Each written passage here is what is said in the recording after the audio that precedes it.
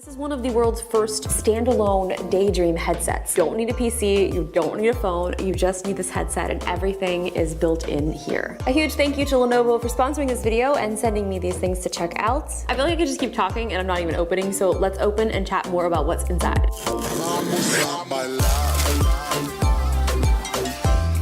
Smells like fresh technology. I don't know. Guys, if you've ever opened up a new piece of tech, it just has the new tech smell. It's like the new car smell, but oh my goodness, it's so lovely. So here is what the inside of the box looks like. Here's the headset.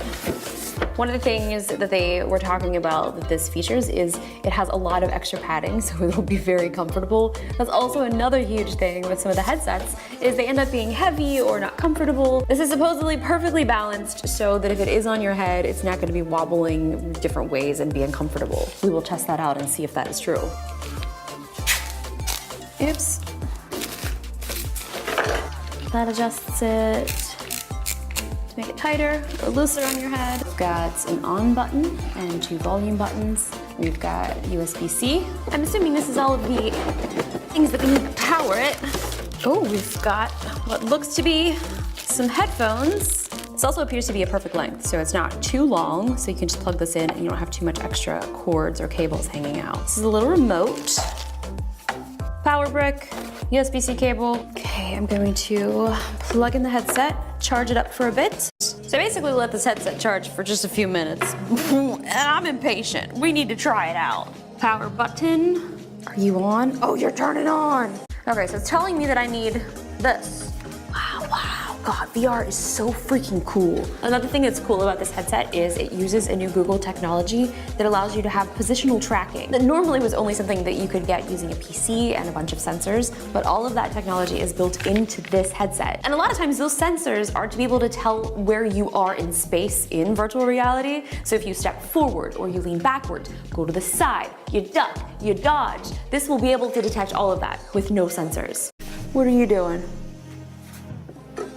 System update installing. Where's my, oh my gosh. One of the things you should never do is have a knife sitting directly in front of you when you can't see what's in front of you and you're looking for a remote control. Oh yeah, this is great. So everything is officially set up, it's complete, everything is updated. And one of the things that I did mention earlier about this being comfortable, it definitely is true because I feel like everything, like it doesn't feel like it's too heavy on my head. And this also helps to be able to adjust.